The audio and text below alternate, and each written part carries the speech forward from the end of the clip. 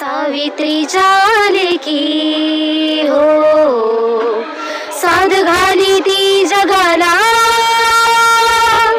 पंखले उन्हा नव्याचे हो हो, हाक देती या भाळाला, सावित्रीच्या लेकी. आम्ही साऱ्या बहिणी एकीच्या, बेड्या तोडू जातीच्या, आम्ही साऱ्या बहिणी कष्टाळू, रूढी परंपरा जाळू. आम्ही साऱ्या बहिणी एकीच्या, बेड्या तोडू जातीच्या, आम्ही साऱ्या बहिणी कष्टाळू, रूढी परंपरा जाळू. फू बाई फू टाकून दे जू, फू बाई फू माझ्या आधी तू, फू बाई फू करू नको हू, फू बाई फू मनाला धू, मनाला धू बाई मनाला धू. महात्मा ज्योतिबा फुले, सावित्रीबाई आणि त्यांच्या सर्व सहकाऱ्यांनी स्थापन केलेल्या सत्यशोधक समाजाच्या स्थापनेचं हे 150 वर्ष आहे आणि त्यानिमित्तानं महाराष्ट्रभर सर्वत्र वेगवेगळे स्वरूपाचे कार्यक्रम, सामाजिक कार्यक्रम, सत्यशोधक समाजाच्या आठवणींना उजाळा देण्याचे कार्यक्रम सगळीकडे आयोजन सुरू आहे. त्याच पद्धतीने आज ठाण्यामध्ये हा उपक्रम सुरू आहे. ही रॅली एक काढण्यात आलेली आहे ठाण्यामधून आणि हजारो नागरिक, ठाणेकर नागरिक, वेगवेगळ्या वयोगटातील नागरिक, विद्यार्थी, मुलं मुली, सर्व जाती धर्माचे लोक या रॅलीमध्ये सहभागी झालेले आहेत. वेगवेगळ्या संस्थांचे सगळे पदाधिकारी, सामाजिक संस्थांचे पदाधिकारी यामध्ये सहभागी आहेत आणि या सगळ्यांशी संवाद साधण्याचाही आपण प्रयत्न करणार आहोत. सोबत राहा.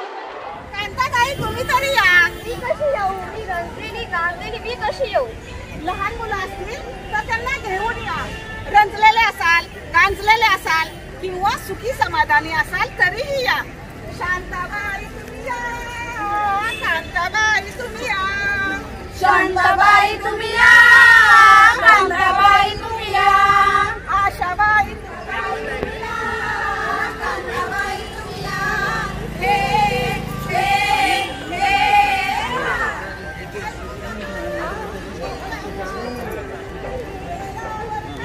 एकूणच खरं तर समाजाने एकत्र येणं, जाती धर्माच्या पलीकडे जाऊन, हे आवश्यक आहे.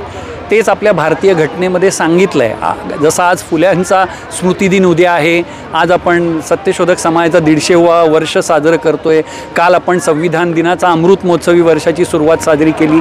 या सगळ्या लोकांनी जे विचार आपल्यासमोर मांडलेले आहेत ते हेच आहे की सर्व नागरिकांनी एकत्र या आणि सातत्याने समाजाच्या मूलभूत प्रश्नांवर, सामान्य मुद्द्यांवर बोलत राहा.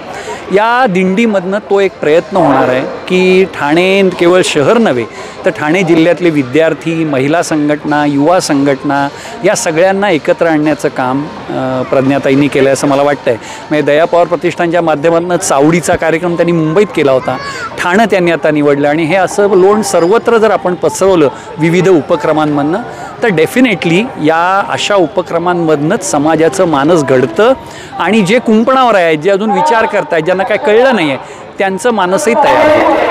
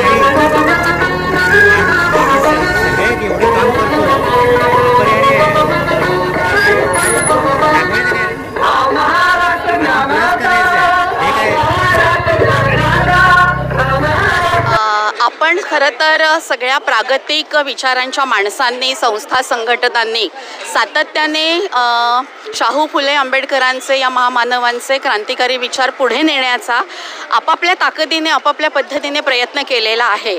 परंतु सध्याचा काळ असा आहे की या सार्वजनिक सत्यधर्माने जी सत्याची मूल्य अधोरेखित केली, जे वंचितांसाठी कार्य केलं, ते मागे पडून आज असत्यानेच सत्याची जागा घेतलेली आहे. जे काही संपूर्ण भारतामध्ये आणि महाराष्ट्रामध्ये घडताना आपण बघतो आहोत.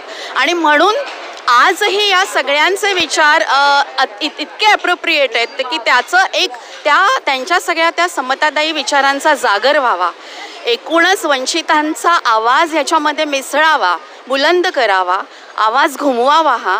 आणि हे जे काही चाललेलं आहे ते आम्हाला मान्य नाही आहे. आमची त्याबाबत असहमती आहे. आम्ही त्या अर्थाने इथे सगळे एकत्रित येऊन हा सगळ्या समतावादी सत्यशोधक विचारांचा जागर करावा अशी एक कल्पना आमच्या मनामध्ये आली. पद्मश्री दया पवार प्रतिष्ठानचा चावणी मंच आणि ठाण्यातली वी नीड यू ही संस्था यांनी पुढाकार घेतला आणि हा म्हणता ठाण्यातल्या समविचारी जवळपास 25हूनही अधिक संस्था संघटना आजच्या या सत्यशोधक दिंडीमध्ये सामील झालेल्या आहेत. आपण बघता आहात गेल्या 1 तासाभरापासून अतिशय शांततेने हा कृतिशील हस्तक्षेप सुरू आहे.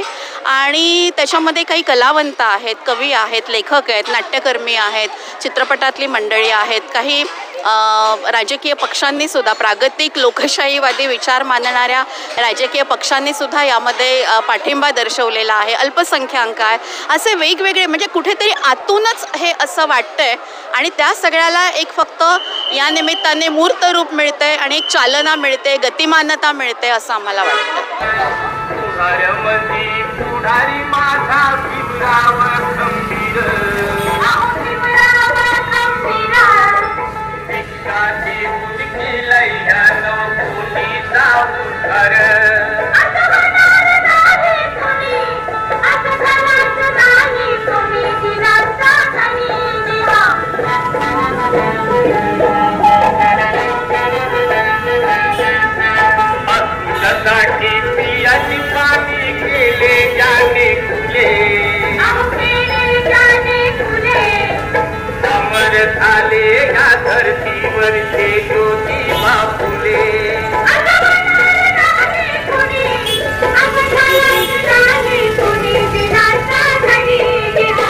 सत्य आपल्या बाजूला असताना सुद्धा जर अनेक पातळ्यांवर आपला पराभव झाला असेल तर आपलं चुकलं काय हे शोधावंच लागेल.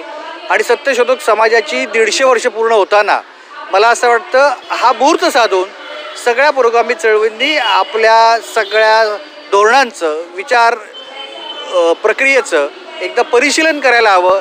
आणि या जातीयवादी, विषमतावादी, वर्चस्ववादी शक्तींना पराभूत करण्यासाठी काही नवी स्ट्रॅटेजी या निमित्ताने एकत्र येऊन करायला हवी.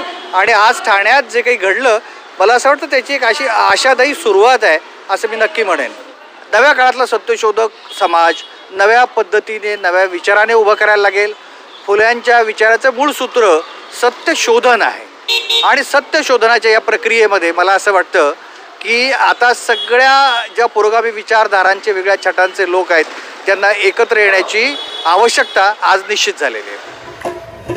मिरगाच्या पावसाची पहाटे गावाट, भरुवटी धरतीची पेरून गरत, पिकवू ग मैदान मोत्याचं शेत, करू वाटणी साऱ्या जणी मिळून घरास, झिम्मा खेळू आम्ही, फुगडी खेळू, मैदानी खेळ आम्ही समजा खेळू, झेप घेऊ आकाशी खेळ घेऊ, वाऱ्याशी जगाची रांगडी रेता आम्ही मोडू.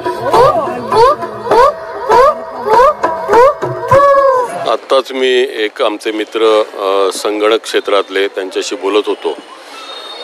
तेव्हा असं आम्ही चर्चा केली की ह्या चळवळी किंवा हे सगळं जे म्हणजे जे शोषक आहेत त्यांच्याशी जर 2 हात करायचे असतील, ह्या शोषकांची रूपं आता बदललेली आहेत आणि ती शोषितांना माहीत करून देण्यामध्ये आपण कुठेतरी कमी पडलो आहे असं आम्हाला वाटतं आहे.